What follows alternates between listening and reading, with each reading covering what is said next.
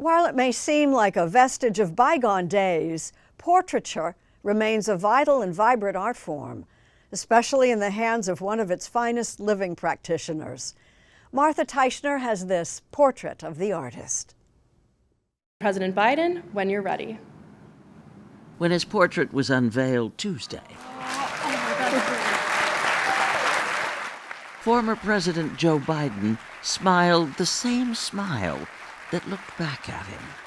I hope Syracuse law students see the portrait and are reminded not of me, but of the greatness and power of our democracy. The painting was commissioned by his alma mater, Syracuse University Law School.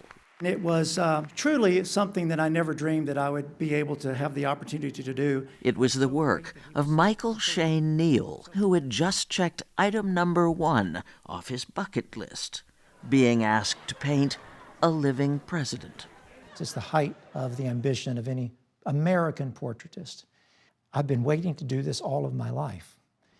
A life spent emulating America's most prominent portrait artists, a line of succession he's joined. While he was sitting, the location of his flag pin was important to him and where it was positioned on the lapel. The Biden portrait was still a work in progress when we paid Neal's New York City studio a visit in mid-February, nearly 8 months into the work. Total painting time, 250 hours, Neal says, but only limited in-person sittings. I've had 2 with the president so far, and then in between it's just been photographs.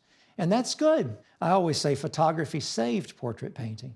You can imagine me asking a president of the United States to sit for me for, say, 20 sittings of 3 hours each. Wouldn't happen.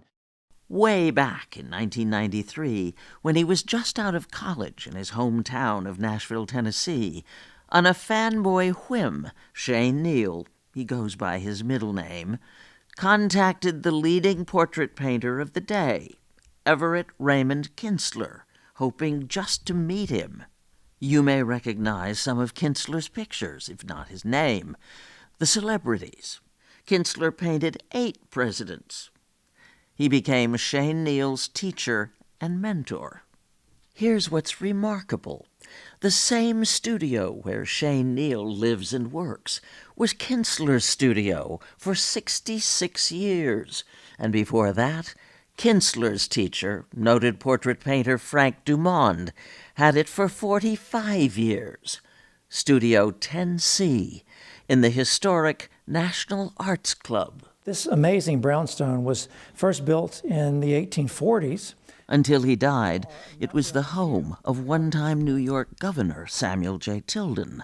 The club acquired the building in 1906 and built the studio apartments.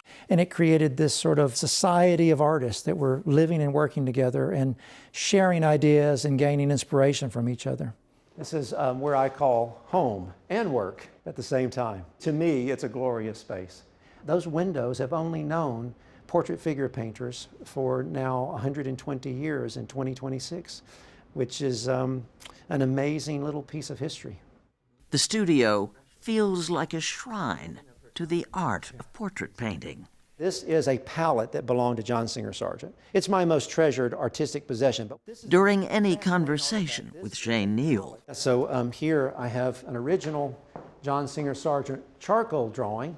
Pretty soon, Sargent comes up, the giant of American portraiture during the late 19th and early 20th centuries. This is some of his work. Sargent is my hero. He's the artist I've studied the most since I was a young college student. Neal's hero worship has turned into his style. His handmade and vintage suits, straight out of Sargent's era, have made him an unlikely fashion phenom on TikTok. This is my outfit for running some errands. The dressed-up look is meant as a courtesy to the famous and powerful subjects who stare back at him as he paints. Even in a Scottish castle, like the 13th Duke of Argyll. Before they died, Neal painted civil rights leader John Lewis and Supreme Court Justice Sandra Day O'Connor. This is best-selling novelist Amor Towles.